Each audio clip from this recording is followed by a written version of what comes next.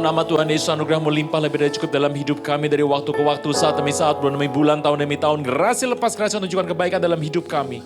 Kami tidak pernah kekurangan apapun yang baik karena kasih-Mu bersama dengan kami senantiasa. Roh Kudus yang manis yang membawa kami, ajar kami supaya tidak menyimpang kanan, tidak menyimpang kiri, tapi berpegang pada panggilan-Mu yang ilahi.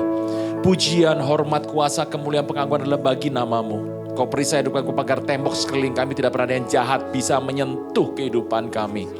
Engkaulah upah kami yang sangat amat besar. Terpujilah nama-Mu kekal untuk selama-lamanya.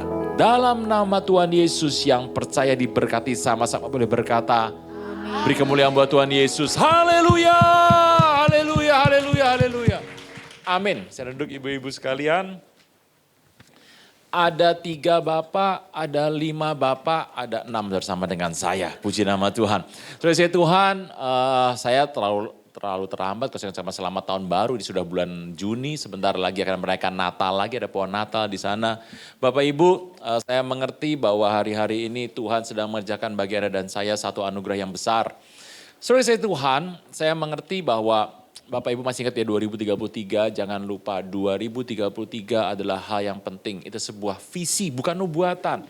Visi yang didapatkan oleh seorang bernama Billy Wilson. Jadi Billy Wilson mendapatkan visi tersebut 2033 ditambah dengan ada 3 orang yang dapatkan. Pertama Billy Wilson dari Pentakosta Karismatik, tokoh Empower 21 yang ganti nama menjadi Everyone. Yang kedua adalah Nicky Gamble. Anda pasti nggak pernah tahu, saya juga nggak pernah tahu kok Nicky Gamble siapa. Seorang Anglikan Katolik. Dan yang ketiga adalah Rick Warren. Hamba Tuhan tinggi besar tuh, dari Saddleback tuh, dari Texas yang tinggi, seorang Protestan. Nah, kenapa ada 3 orang dari Katolik, dari Protestan, dari Karismatik? Ternyata orang ini bicara bahwa di dunia sudah sepakat bahwa kita sama-sama ingin menyelesaikan amanat agung di 2033. Bapak Ibu kalau melihat ada sebuah segitiga begini, dalam dunia kekristenan ada 3, 1, 2, dan 3. Jadi satu yang paling atas adalah 1, yang ini 2, ini 3. Bapak Ibu sekarang kita mau menyelesaikan yang nomor 1. Yang nomor 2 dan nomor 3 kita tinggalkan untuk gereja masing-masing. Yang nomor 1 paling penting adalah Yesus adalah Tuhan.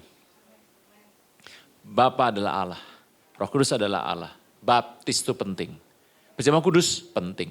Gereja dimanapun di muka bumi pasti mengatakan yang penting yang hal-hal tersebut. Tapi kalau nomor 2, cara baptis yang penting gimana? Pusing semua. Kalau Anda mau bilang di sini bahwa enggak dibaptis enggak selam nanti masuk neraka, mau bilang gitu. Anda mau bilang yang pakai bendera sesat, gimana Anda mau ngomong? Jadi itu biarkan masing-masing untuk gereja masing-masing. Yang ketiga adalah bicara akhir zaman. Konsep akhir zaman ada 7 Bapak Ibu, pusing banget, banyak sekali.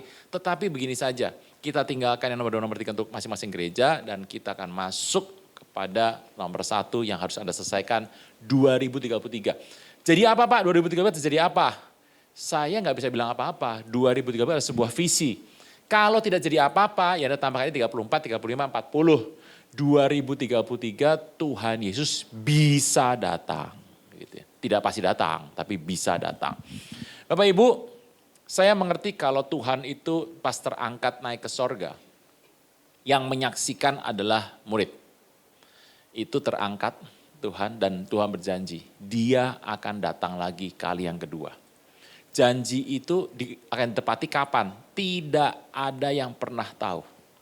Jadi Bapak Ibu, hari itu yang menyaksikan Tuhan naik adalah murid. Nah kata murid itu penting. Murid atau talmidim. Talmidim. Jadi lamat artinya adalah learning, belajar. Talmidim adalah murid. Nah Tuhan Yesus itu disebut sebagai seorang rabi. Anda disebut sebagai murid. Kalau Anda dan saya adalah murid, murid itu pasti tugasnya belajar. Iya tapi murid pasti punya rabi. Tuhan Yesus di muka bumi, dia menyebut, engkau menyebut aku guru dan Tuhan. Mesias dan rabi. Yohanes 13:13 mengatakan, aku adalah guru, rabi, dan Tuhan, Mesias. Tuhan Yesus memiliki ada 2 profesi di muka bumi, kalau saya katakan profesi ya. Dia adalah Mesias dan seorang rabi. Tuhan itu menjadi rabi. Rabi yang Tuhan Yesus pegang itu memang rabi yang tidak masuk hitungan ya. Karena yang pertama tuh Raban Bapak Ibu. Raban itu adalah guru bangsa yang muridnya bisa 2.000, 1.000 atau 2.000 dan semua bangsa hormat sama seorang Raban karena Raban itu mengambil keputusan besar dalam dewan agama Yahudi. Contohnya siapa Pak? Gamaliel. Bapak Ibu tahu Gamaliel? Gurunya Paulus, itu seorang Raban. Nah, tetapi Tuhan Yesus tidak termasuk Raban. Enggak termasuk Raban tuh Tuhan Yesus. Yang kedua, Tuhan Yesus termasuk Rabi. Rabi yang orang Farisi atau orang ya ada orang Saduki sedikit di sana. Orang Farisi. Sampai hari ini sekolah Rabi masih ada di Yerusalem di Israel. Yeshiva namanya. Itu adalah, Anda kalau ngelihat yang datang pakai topi hitam, pakai jas hitam, celana hitam, baju putih. Nah, ya. Yang ini pakai gini, kiri-kiri itu. Nah, itu seorang Rabi itu. Itu banyak seorang Rabi. Nah, Rabi itu yang ngajar sana adalah orang Farisi kebanyakan.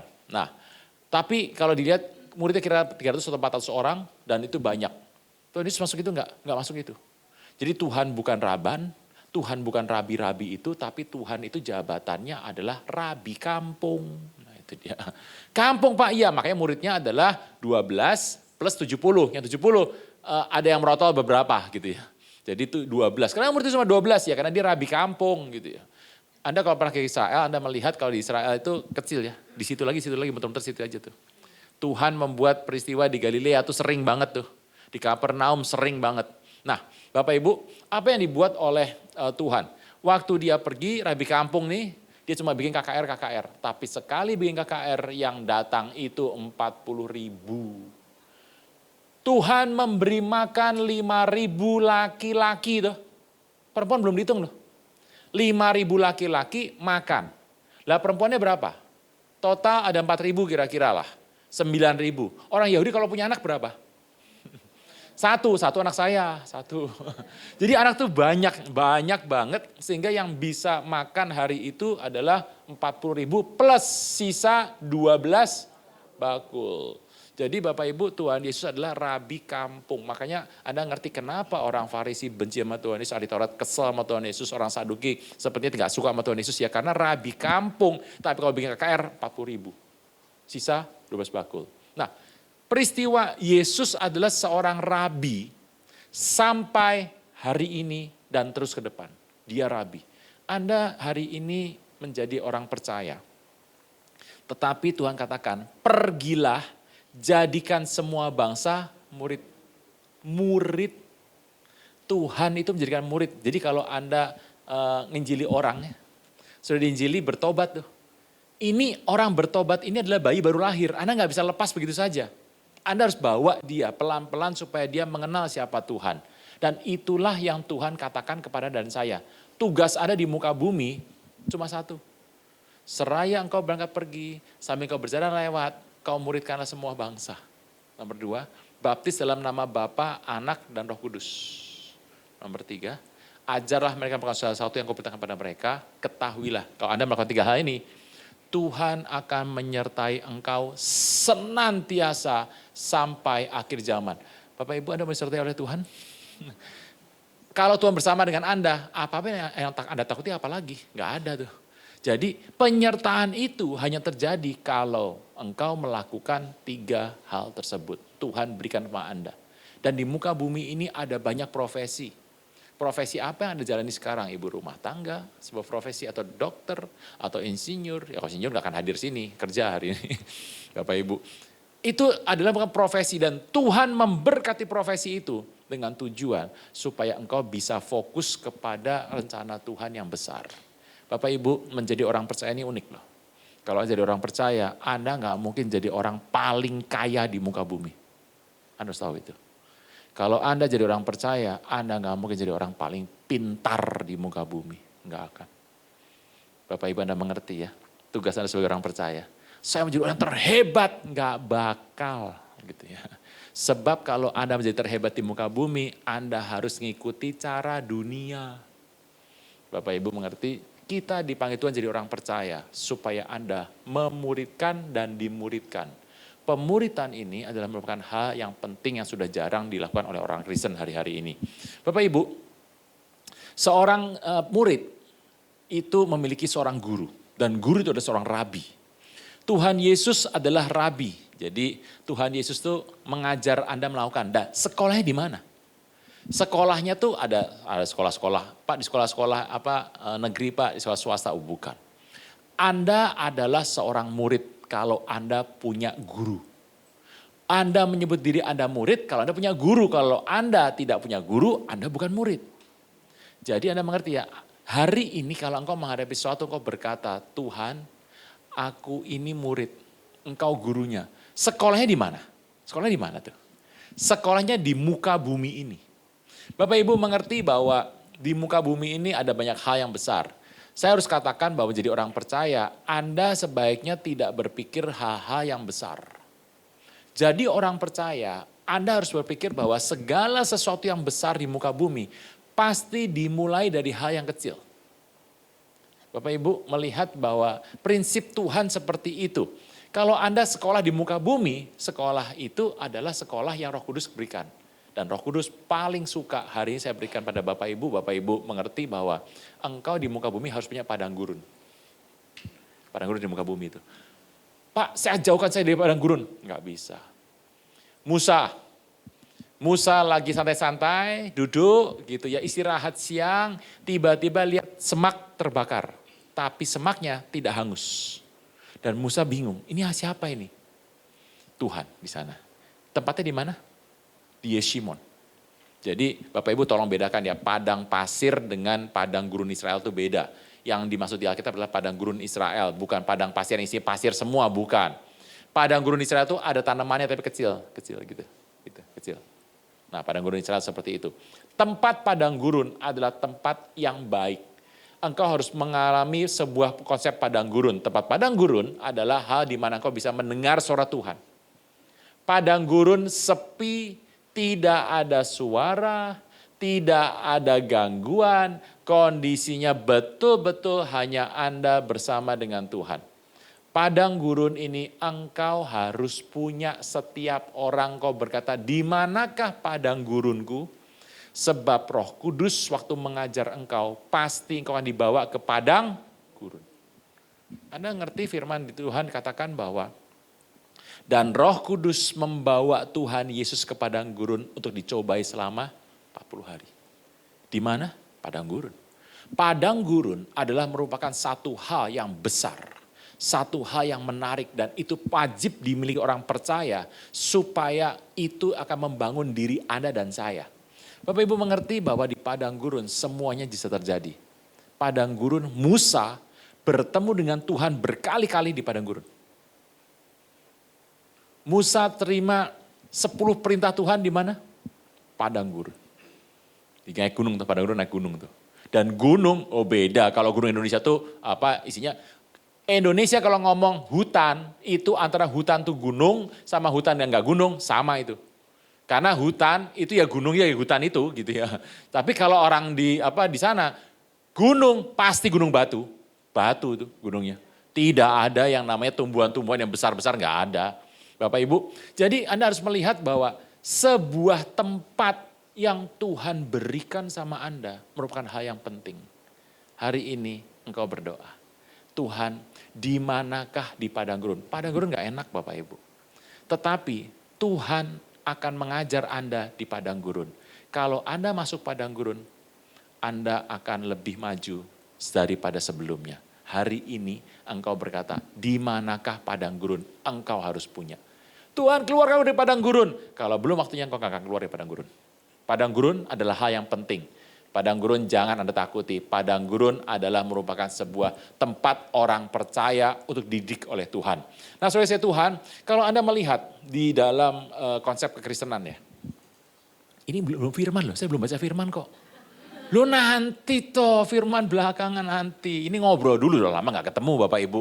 Saya terakhir sini kapan ya? Bulan November kalau gak salah ya. Ya, saya bulan Januari tidak bisa hadir ketemu Bapak Ibu, baru hari ini datang. Bapak Ibu, ini yang penting. Di muka bumi ini, semua hal yang besar, semua hal yang mewah, semua yang besar, yang luar biasa di muka bumi ini, pasti dimulai dari hal yang kecil. Engkau harus masuki hal kecil dulu, yang kecil. Jadi kalau hari ini engkau di bawah hal yang kecil, kalau engkau bertanya, Pak, hari ini kenapa sih orang mau dipakai harus masuk padang gurun dulu? Karena engkau akan dibuat kecil. Tuhan selalu membuat yang kecil, dari yang kecil dibuat makin lama makin besar. Bapak Ibu ayo lihat dulu. Sebuah huruf paling kecil dalam aksara Ibrani. Huruf apa? Yud. Yud. Anda kalau tahu ketemu yud, Anda bisa tafsir sebagai tangan. Gitu. Yud. Yud. Koma tapi di atas tuh, kecil tuh. Koma, kecil, kecil. Yod adalah huruf terkecil, iota. Kalau orang Greka bilang, orang Yunani bilang iota. Tapi orang Ibrani berkata yod. Yod. Yod itu adalah sebuah hal yang kecil. Tapi dari yod Anda akan menemukan hal-hal besar. Dari kata yod, yuk kita lihat. JHWH, Anda tahu JHWH? Yod he, waw he, yod he, waw he, Yahwah. Bapak Ibu tahu Yah, tadi to being, Hawah, istrinya Adam. Hawa, Yahwah. Tuhan berkata dia adalah sumber kehidupan. Yahweh artinya sumber kehidupan. Kalau Anda konsumsi itu Yahweh, Anda habiskan tiba-tiba ketemu masih ada lagi tuh. Anda keruk sampai kering, ada lagi. Anda habiskan total, tiba-tiba muncul lagi tuh. Yahweh adalah merupakan sang pemberi kehidupan yang tidak bisa habis dikonsumsi. Itu dimulai pakai huruf Yod depannya. Bayangkan sebesar itu Tuhan. Kalau Anda lihat lagi apa misalnya Jewish, Jew, orang Yehuda, Yahudi. Yahudi dimulai dengan kata Yod. Apa yang besar di muka bumi pasti mulai hal yang kecil. Israel dimulai dengan huruf Yod. Ya, Bapak Ibu. Israel, Yehuda, Yahweh, kemudian apa lagi? Yerusalem. Yerusalem dimulai dengan huruf Yod. Bapak Ibu. Tuh. Apalagi Bapak Ibu, kalau Anda melihat Yosua, Yeshua itu dimulai dari huruf Yud. Semua hal yang besar di Alkitab, berapa besar Yahweh itu? Yahweh sangat besar. Berapa kuat orang Jewish, berapa besar orang Yahudi. Bapak Ibu tahu orang Yahudi itu memiliki di muka bumi penguasaan yang kuat sekali. 30% penerima Nobel orang Yahudi. 40% lagi keturunan Yahudi. 70% tuh. Dan 20%-nya diprediksi masih ada sedikit darah Yahudi. Bayangkan itu seperti itu. Jadi pola yang besar itu selalu dimulai dari hal yang kecil. Bapak Ibu, kisah-kisah di Alkitab bicara hal yang penting dan hal yang besar. Kalau Anda melihat perjanjian baru, Anda kenal Rasul Saulus? Saulus yang berganti nama menjadi Paulus, Saul menjadi Paulus atau Paul. Saul jadi Paul. Bapak Ibu mengerti Saulus artinya yang terbesar. Meminta pada Tuhan yang terbesar. Dia ganti namanya jadi Paulus, artinya yang terkecil. Bagus banget Bapak Ibu. Anda mengerti hal-hal di muka bumi ini. Makanya penting kalau Anda memulai segala sesuatu, membuka segala sesuatu. Anda lihat dulu, engkau punya apa? Waduh Pak, ini kurang Pak, kondisi cuma kecil seperti ini. Katanya nggak mungkin. Kalau engkau memulai dengan kecil, engkau mulai dengan sederhana, engkau sudah melakukan hal yang benar. Yang kecil itu, kalau Anda setia terus, akan terjadi nanti menjadi besar. Makanya saya selalu menolak untuk hal-hal yang besar dulu. Saya tolak tuh yang besar. Karena kalau kita sudah mulai dengan yang besar, resikonya berat gitu ya. Bapak Ibu, apa yang kau miliki yang kecil, hari ini kau lihat, Anda ngomong sama diri Anda sendiri, berapa yang kau miliki yang kecil. Yang kecil itu akan menjadi besar satu kali nanti. Bapak Ibu, Saulus menjadi Paulus. Untuk bicara mengenai padang gurun, saya mengerti bahwa Bapak Ibu, Anda setiap orang harus punya padang gurun dalam hidup Anda. Padang gurun itu penting. Sebab kalau saya katakan ya, Torah turun di padang gurun, Musa bertemu Tuhan di padang gurun. Elia, padang gurun tuh Elia. Dia masuk padang gurun dan dia memulai dengan satu hal yang penting. Hal-hal yang remeh-temeh, yang kecil-kecil, Anda harus melihat loh. Bersama dengan Tuhan akan menjadi hal yang besar. Anda harus ngerti ya. Jadi kalau saya mulai yang kecil Pak, ini yang tidak bermakna Pak, diremehin orang yang kecil, ini penting. Dalam konsep Yahudi, orang Yahudi, Ada sebuah kata yang penting untuk Anda mengerti. Kata itu bernama kol wahomer. Pakai Q ya. Kol, K-A-L, W-A, homer, H-O-M-E-R. Kol wahomer. Kol wahomer adalah cerita yang penting bahwa orang Yahudi selalu mulai dari yang kecil dan berakhir di tempat yang besar. Itu menjadi sebuah kata-kata yang dipercaya orang Yahudi sejak zaman dulu sampai sekarang menggunakan kata kol wahomer. Dari yang ringan menuju yang berat. Dari yang kecil menuju yang besar. Dari yang tidak dipandang orang menjadi orang dipandang. Kol wahomer.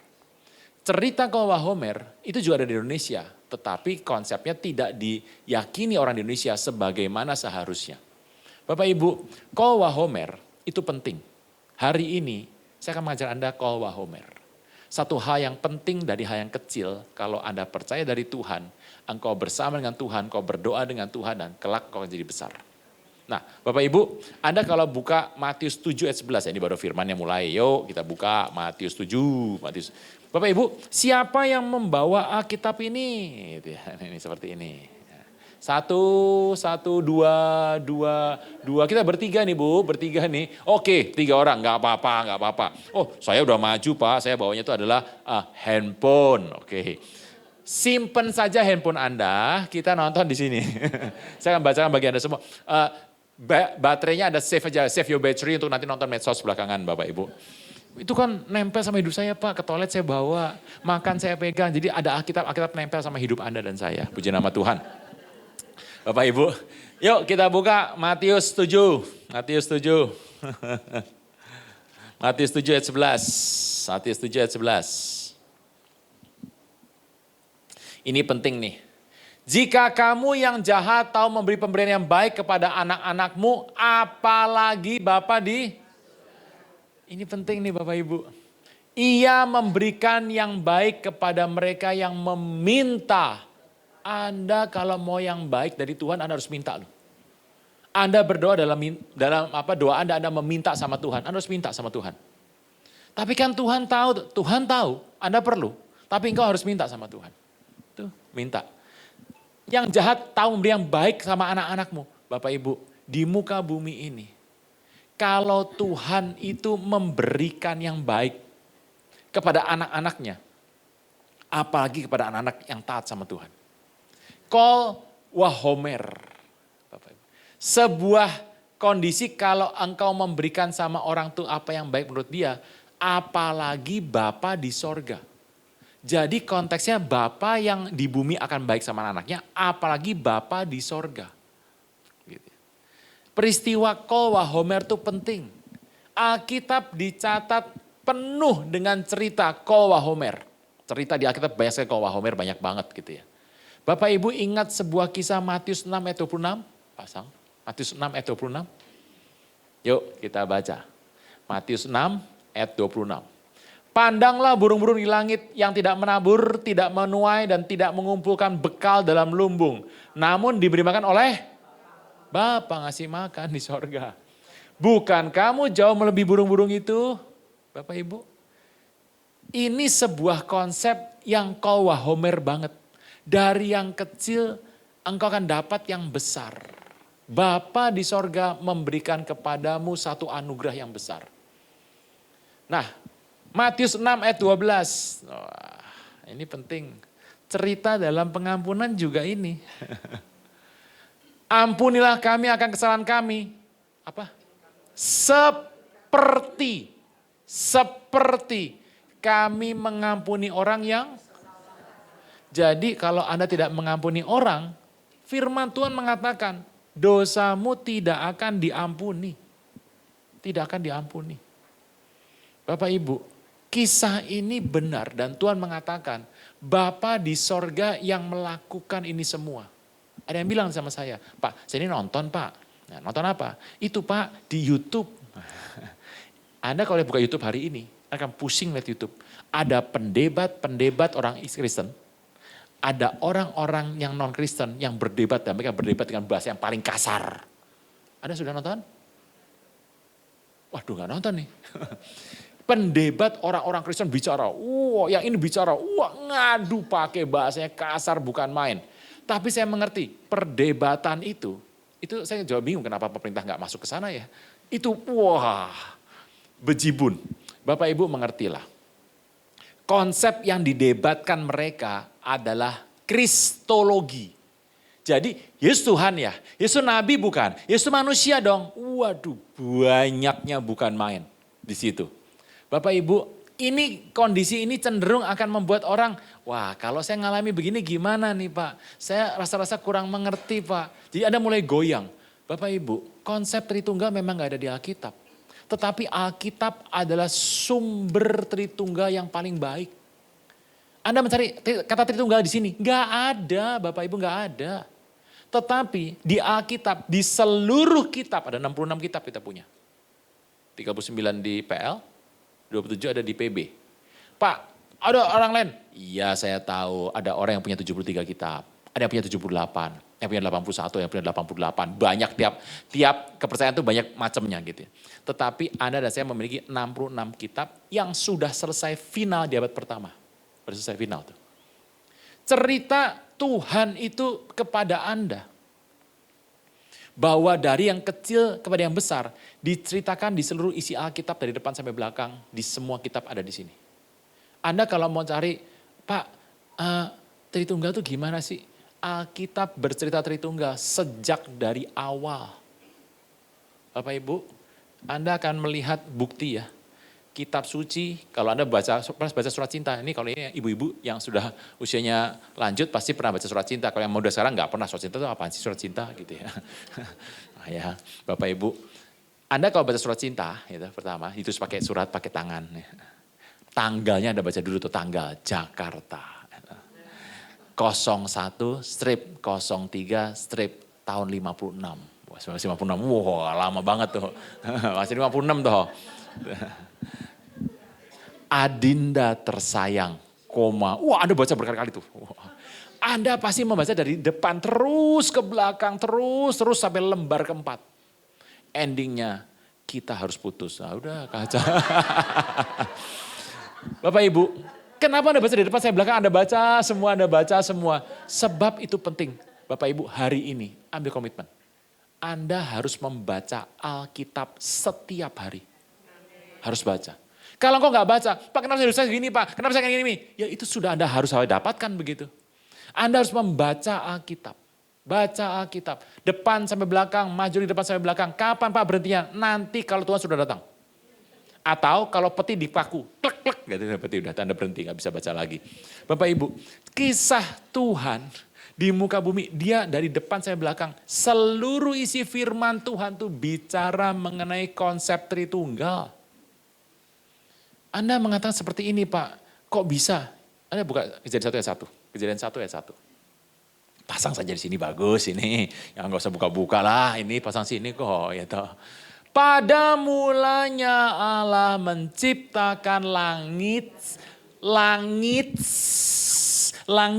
pakai S, langit maksudnya. Langit dan bumi. Langit itu kondisinya jamak. Samayim, Bereshit, bara, Elohim, wa et samayim et eretz. Pada mulanya menciptakan Allah dibalik ya, orang Yahudi balik. Langit dan bumi, samayim. Bapak Ibu tahu kalau kerub kan satu toh. Kalau kerubim, jamak, banyak. Seraf, satu. Serafim, banyak. Iim, anaknya banyak. Samayim, langit, makanya Bapak Ibu kalau Anda mengerti ya, sorga itu ada berapa? Sorga itu bertingkat-tingkat. Alkitab bilang di PA dan di PB, jelas banget Ibrani 7 mengatakan, siapakah yang ada di atas? Buka Ibrani 7, buka sebentar, yuk, supaya mantep tuh Bapak Ibu. Ibrani 7 ayat 26. Ibrani 7 ayat 26. Sebab imam besar demikianlah kita perlukan yang saleh, tanpa salah, tanpa noda, yang terpisah dari orang berdosa. Lebih tinggi daripada samayim itu. Itu pakai bahasa Grikanya Ouranos gitu. Tingkat, jadi sorga berapa tingkat? Ya bertingkat-tingkat. Anda akan salah kalau Anda mengatakan sorga cuma satu tingkat, itu salah itu. Itu ada di Alkitab PL dan di PB bertingkat-tingkat. Jadi Bapak Ibu harus berpikir hidup di sorga sekarang. Orang yang berpikir aku makan apa ya, aku begini, dulu begini. Oh lama-lama kan drop terus itu.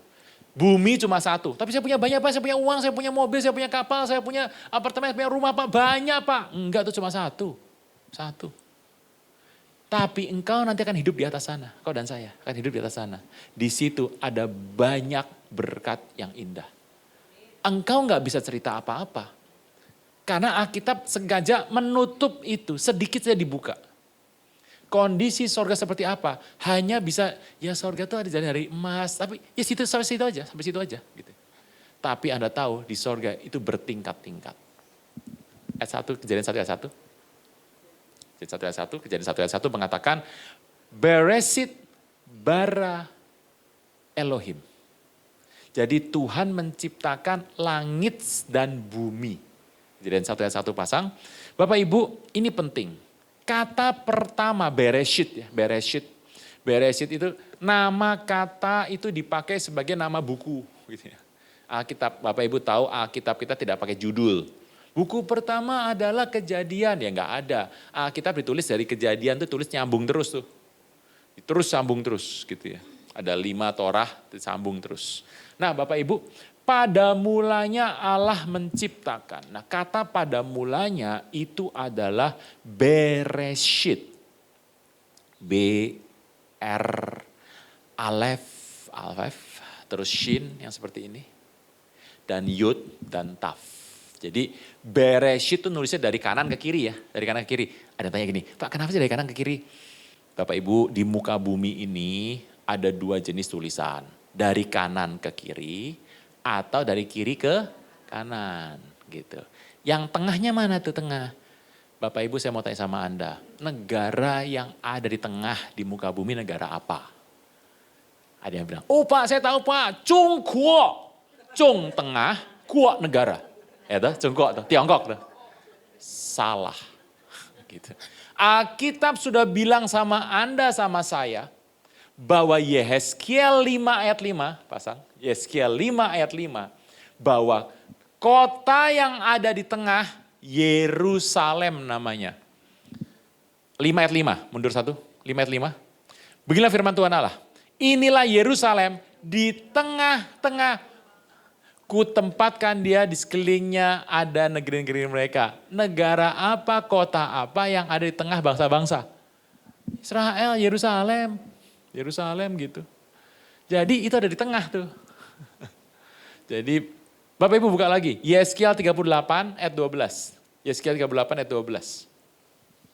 Biar Alkitab yang jawab. Jangan pakai pola manusia. Biar Alkitab aja yang jawab. Ayat 12. Mundur 1. Engkau bermaksud merampas dan menjarah bangsa tangan terhadap peruntukan yang sudah didiami kembali dan menyerang umatku yang dikumpulkan dari tengah-tengah bangsa. Mereka sudah punya ternak dan harta benda dan mereka diam di negara yang paling tengah, kotanya pusat bumi adalah Yerusalem. Jadi Bapak Ibu mengerti ya, tik tengah tuh Israel. Makanya ini penting Bapak Ibu Anda ketik tengah. Tik, negara yang ada di kanan Yerusalem, di sebelah kanan akan menulis dari kanan ke kiri. Itu. Negara yang ada di kiri menulis dari kiri ke kanan. Gitu. Bisa ya? Ada yang bilang, pendetanya salah. Indonesia di mana? Nah, itu nggak ngerti. Itu sejarah nggak ngerti sejarah pendetanya. Begini Bapak Ibu, Anda kan tahu toh Indonesia dijajah oleh. Nah iya. Makanya Indonesia di sebelah kanan Pak, nulis dari kiri ke kanan. Kau tulisnya dari kiri ke kanan. Ya karena Indonesia dijajah oleh Belanda. Bisa ya Bapak Ibu? Bisanya. Jadi itulah pertemuan. Nah, jadi tengah-tengah adalah saya Yerusalem. Nah, cerita ini pada mulanya, kalau Anda mengambil kata pada mulanya, Anda akan mengerti. Huruf Ibrani yang ada itu adalah huruf B, bet, R, resh, terus adalah alef, terus adalah shin, seperti ini nih, shin. Terus adalah yud, dan terakhir adalah huruf taf. B, R, bet, resh, alef, shin, yud, taf. Itu kalau dibaca Bereshit. Tapi kalau Anda ingin membaca dan ingin menafsirkan dengan pola per huruf. B dan R itu bar artinya. Jadi Bereshit, B dan R. Orang Yahudi kan gak pakai huruf hidup tuh Bapak Ibu. Huruf hidupnya cuma ada satu dan itu jarang-jarang dipakai, bisa A, bisa U, bisa I, pakai itu. Nah Bapak Ibu, B sama R itu bar. Apa arti bar? Anak. Yesus Barabas, Yesus bar, anak dari Aba. Anak seorang bapak, siapa bapaknya gak ngerti gitu. Padahal orang biasanya kalau ada nama di depan nama anak, bin dan nama orang tua tuh. Tapi Barabas tidak kenal siapa orang tuanya. Itu orang dari kecil dia minder dan besarnya jadi seorang pemberontak. Karena tidak ada rasa sayang ayah kepada anaknya. Oh ini jadi parenting lagi nih Bapak Ibu sini. Itu Barabas tuh. Bisa ya Bapak Ibu ya. Jadi B sama R, ber, Anda baca bar. Kemudian alef. Alef itu lambang kepala. Dari Anda kalau sembahan. Kalau Anda mempersembahkan kambing atau domba atau lembu atau sapi, nah itu adalah alef gitu ya. Anda katakan sebagai domba. Kalau Anda gabung yang dua tadi, jadi anak domba. Teruskan. Shin, gini, Shin, Tuhan. Yod, tadi saya bilang apa Yod? Tangan. Ingat tuh Bapak Ibu ya.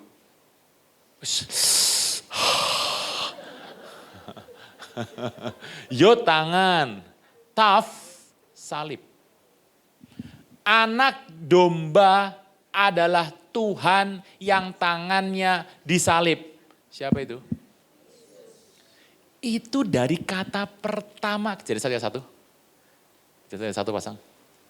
Dari kata pertama yang muncul di Alkitab sudah ada kata anak domba adalah Tuhan yang tangannya disalib. Alkitab berkata Tuhan loh. Sebab di dalam Tuhan Yesus, Kolose 1 ayat 19, pasang nih, penting Bapak Ibu, Kolose 1 ayat 19. Alkitab berkata Kolose 1 ayat 19, karena seluruh kepenuhan Allah dalam Tuhan Yesus. Kepenuhan, Allah berapa penuh sih Allah? Yahweh, Yod He Waw He, sumber kehidupan. Allah tuh penuh sekali, unlimited, gak terbatas Tuhan itu. Dan ketidakterbatasan itu berdiam dalam diri. Siapa orang yang bisa menampung tidak terbatas? Ya orang gak terbatas toh. Bapak Ibu, Tuhan Yesus itu adalah itu. Ayat 20-nya bagus sekali, ayat 20-nya. Next, ayat 20. Dia memperdamaikan segala sesuatu dengan dirinya. Di bumi maupun di sorga. Sudah ia mengadakan perdamaian oleh darah. Ternyata perdamaian dibuat dengan darah. Tanpa darah tidak ada pengampunan dosa. Jadi darah itu ada. Alkitab sudah berkata, ini Alkitab Anda. Orang berkata, gak lengkap Pak. Ya memang gak lengkap. Gak lengkap. Pak saya mau beli mobil Pak. Mobil apa Pak menurut Alkitab? Ya gak ada. Gak ada. Saya mau tinggal di apartemen mana Pak? Ya gak ada di Alkitab. Rumah Pak, pinggir pantai apa di atas gunung Pak? Gak ada di Alkitab. Anda saya mau makan Pak, yang enak apa Pak? Gak ada. Makanan Israel tuh gak cocok sama mulut Anda loh. Saya kalau waktu ke Israel, saya pergi sana, saya makan. Hari terakhir saya bilang saya gak mau makan lagi. Sudah enak, saya gak bisa masuk makanan. Sampai di Indonesia, itu jam 12 malam. Saya pergi ke KF. Makan jam 1 malam saya makan itu ayam goreng, enak sekali. Karena selama di Israel gak cocok sama menurut saya. Bapak Ibu tahu ya ikan Petrus? Mujair goreng pakai minyak nyemek, bayangkan tuh. Kalau kering masih makan masih enak, nyemek gitu. Aduh. Orang bilang ini ikan petus mujair gitu ya. Tapi ya saya tetap makan, kenapa? Ya saya tahu bahwa itulah yang ada di Israel. Bapak Ibu ini penting nih. Cerita itu bicara tetapi isi Alkitab bicara tentang apa sih? Kalau Alkitab ada buka, Alkitab sudah bilang nanti di sini adalah konsep keselamatan. Yeshua itu yang penting. Yeshua diceritakan dalam sebuah kisah. Dan di kisah ini adalah penting dari Kejadian sampai Wahyu. Bicara satu hal, tokoh terpenting di muka bumi adalah Tuhan Yesus yang Anda jadikan sebagai Tuhan dan Raja. Dan kita menyembah Dia. Tuhan Yesus, mau beri kemuliaan buat Tuhan Yesus. Bapak Ibu, ini penting kalau kita melihat seperti ini. Kalau Tuhan berjalan ya, saya tuh melihat orang Israel itu penting sekali. Kalau dia berjalan, ada di sorga, ada Samayim, di bumi itu ada sebuah satu, tapi Anda mengerti, kita itu berjalan menuju berkat yang besar. Anda mengerti di muka bumi ini ada sebuah kondisi, Anda melihat kondisi masalah-masalah setiap hari, Anda mengerti kondisi ini. Tetapi Tuhan katakan, tinggalkan kondisi ini. Engkau lari terus kepada sorga. Pikirkan perkara yang di atas. Bapak Ibu hari ini kalau ditanya apa yang lebih penting dari nama Yesus? Enggak ada. Nama Yesus adalah yang penting. Kisah di Alkitab sudah diberikan kepada Anda dan saya. Jadi kalau Anda nanti mendengar di YouTube ya, yang ribut tuh, perdebatan, Anda sudah tahu bahwa Tuhan Yesus adalah yang paling penting. Jadi cerita-ceritanya selebihnya adalah ya itu ucapan mereka saja gitu. Bapak Ibu, kisah ini makanya Tuhan katakan kalau engkau ingin di muka bumi, ingin melakukan suatu tindakan. Musa pernah mengatakan dalam Mazmur ya, Mazmur 90 ayat 12. Pasang, Mazmur 90 ayat 12. Ajar kami Tuhan mengatur hari-hari. Penting Bapak Ibu, mengatur. Mengatur. Dikatakan di sana, Musa berkata, ajar kami Tuhan untuk manah, mengatur hari-hari. Bukan menghitung loh, ngatur. Bagaimana cara ini mengatur? Karena Tuhan tahu, Tuhan itu perintahkan Adam. Adam, engkau harus pelihara dan usahakan tanah ini gitu ya. Tuhan gak pernah suruh Adam, Adam buat taman baru dong, gak ada. Banyak orang pengen buat taman baru, akibatnya apa? Hidupnya kelipet terus. Hati-hati kalau Anda sedang mengalami ini.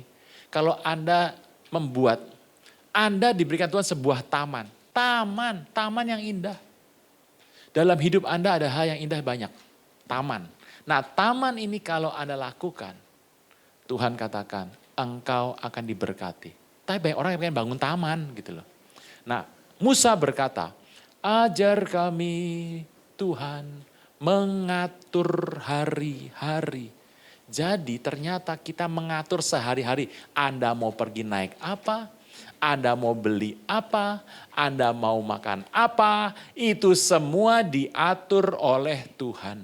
Anda mengatur. Hari ini kalau Anda punya sebuah perkara.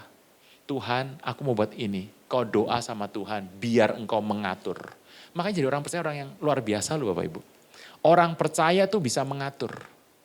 Oleh karena Tuhan. Hari ini Anda belajar mengatur bersama dengan Tuhan. Mengatur. Ini, begini, dan Tuhan katakan, Musa engkau mengatur. Anda harus mengatur. Aduh Pak saya dipukulin suami tiap hari Pak. Lah. Engkau harus mengatur, engkau harus berdoa. Buka suara berdoa. Bukan buka suara pada suami, bukan. Tapi berdoa suara sama Tuhan loh. Anda berdoa sama Tuhan, mengatur semuanya, diatur. Itu pentingnya engkau bersama dengan Tuhan mengatur sehingga engkau harus menjaga kata-kata. Bapak Ibu, kita nggak mungkin mengatur kalau kita banyakkan ngomong daripada bertindak. Ngerti ya Bapak Ibu ya? Jadi inilah saat Tuhan mengatakan kepada Anda dan saya. Seorang murid, orang yang melihat gurunya melakukan. Dan dia akan berbuat seperti gurunya, mengatur hari-hari. mengatur, mengambil yang kecil, mengambil yang diremehkan orang, Anda akan membuat perkara yang besar. Dan Bapak Ibu mengerti, inilah yang Tuhan berikan di tahun orang bilang masa kegelapan. Di tahun 2025 ini, sampai 2030, Bapak Ibu kenapa sih 2030 jadi penting banget gitu ya. Anda melihat, Anda pernah dengar buku Great Reset?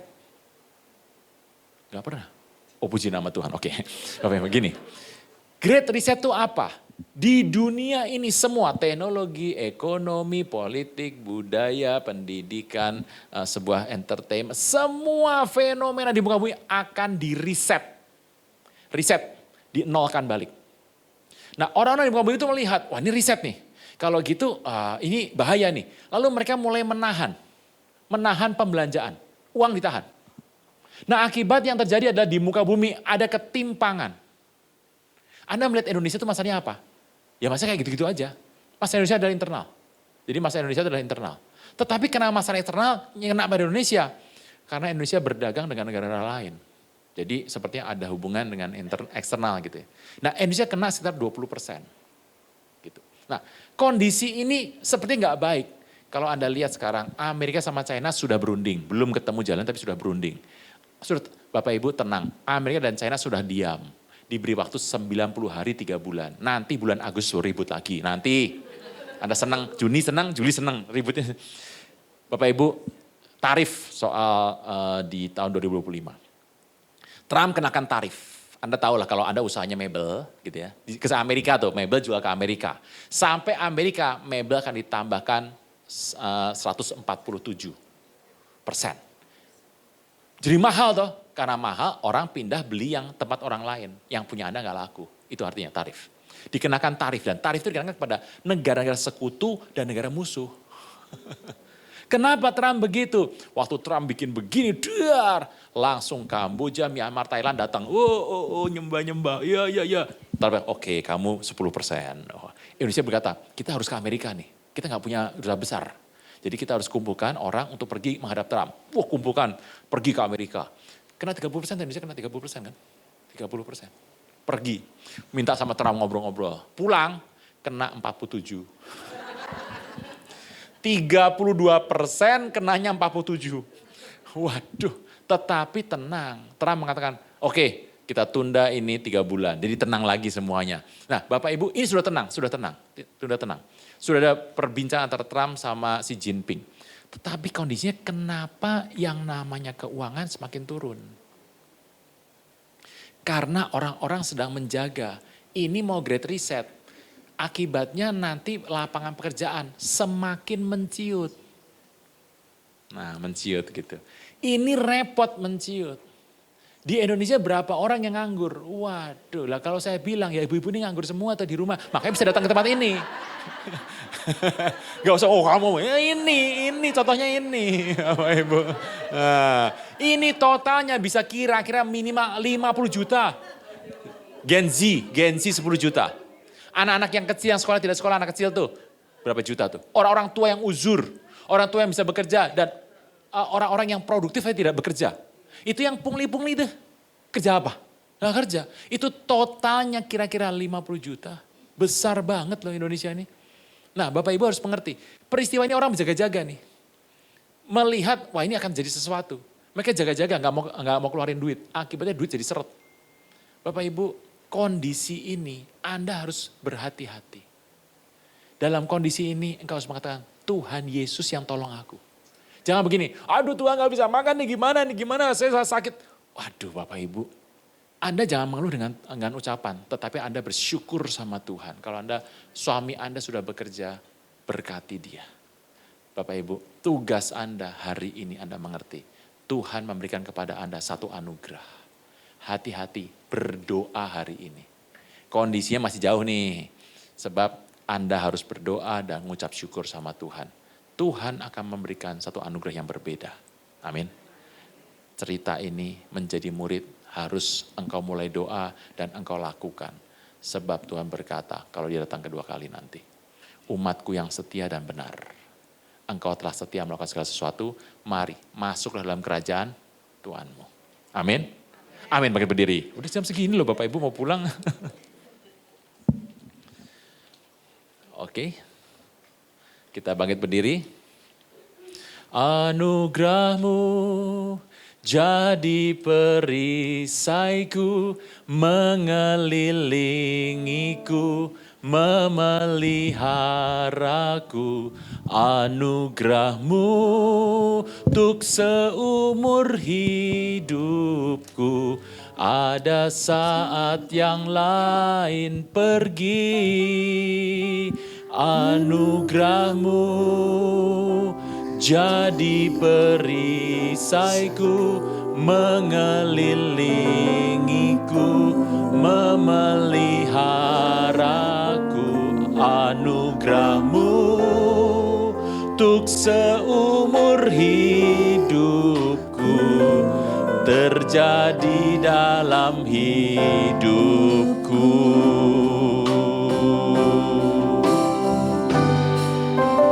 Anugerah-Mu jadi perisaiku, mengelilingiku, memeliharaku.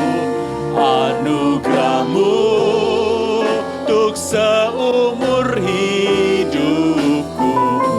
Ada saat yang lain pergi.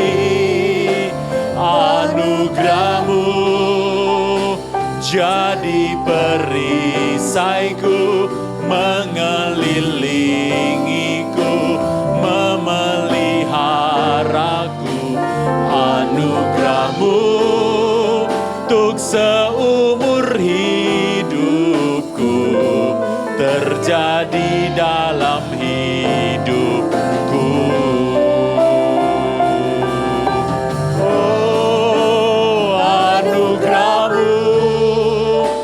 Jadi perisaiku, mengelilingiku, memeliharaku.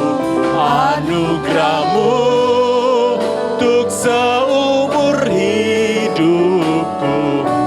Ada saat yang lain pergi. Anugerah-Mu jadi perisaiku, mengelilingiku, memeliharaku. Anugerah-Mu untuk seumur hidupku, terjadi dalam hidupku. Mari berdoa, berdoa, berdoa, berdoa. Horabasanda, ada ambil waktu untuk berdoa. Diberikan waktu pada Anda untuk berdoa saat ini. Berdoa, berdoa untuk setiap masalah yang kau hadapi. Sebab Tuhan yang akan mendengarkan, memberikan jawaban atas setiap permintaanmu. Hari ini Bapa di sorga berbelas kasih. Dia melihat semua masalah hidupmu. Dan dia ingin mendengar permintaan dari mulutmu. Berdoa, berdoa, berdoa. Jangan kendor, jangan takut, berdoa sama Tuhan. Sebab Tuhan yang baik memberikan kepada anaknya anugerah yang berlimpah senantiasa. Terjadi dalam hidupmu, terjadi dalam hidupmu, terjadi dalam hidupmu. Berdoa, berdoa, berdoa. Hurraba sandara labara labara labara laba. Kirabaya labara labara labara labara labara labara labara laba. Anugerah-Mu jadi perisaiku, mengelilingiku, memeliharaku. Anugerah-Mu untuk seumur hidupku. Ada saat yang lain pergi. Anugerah-Mu jadi perisaiku, mengelilingiku, memeliharaku. Anugerah-Mu untuk anugerah-Mu, anugerah-Mu untuk seumur anugerah-Mu, anugerah-Mu untuk seumur hidupku, terjadi dalam hidupku. Kami mengerti Tuhan, anugerah-Mu limpah dalam hidup setiap kami di ruangan dari depan sampai belakang, kanan sampai kiri, mimbar bawah mimbar seluruhnya. Tuhan terima kasih Engkau begitu baik. Kami dengan berani, kami akan masuk. Dan sepanjang tahun ini sampai tahun ke depan sampai Engkau datang. Kami akan selesaikan amanat agung. Terjadi dalam hidup kami. Dan biarlah Engkau disenangkan. Terpujilah nama-Mu kekal untuk selama-lamanya. Dalam nama Tuhan Yesus yang percaya boleh berkata. Amin. Amin. Beri kemuliaan buat Tuhan Yesus. Haleluya. Mari ibu-ibu, bapak-bapak juga angkat tangan. Terima berkat daripada Tuhan. Berkat yang melimpah dalam nama Bapa, Anak dan Roh Kudus dalam nama Tuhan Yesus. Maka diberkatilah keluar masukmu. Periuk bakul adonan diberkati berlimpah-limpah dan buah kandungan kesehatanmu diberkati oleh Tuhan. Apa yang kau buat dengan belah telapak tanganmu Tuhan jadikan itu berhasil. Kemarmu kau beri melangkah Tuhan sertai engkau secara luar biasa mulai pada hari ini. Sampai Maranatha bahkan sampai selama-lamanya. Dalam nama Tuhan Yesus yang percaya boleh berkata. Amin.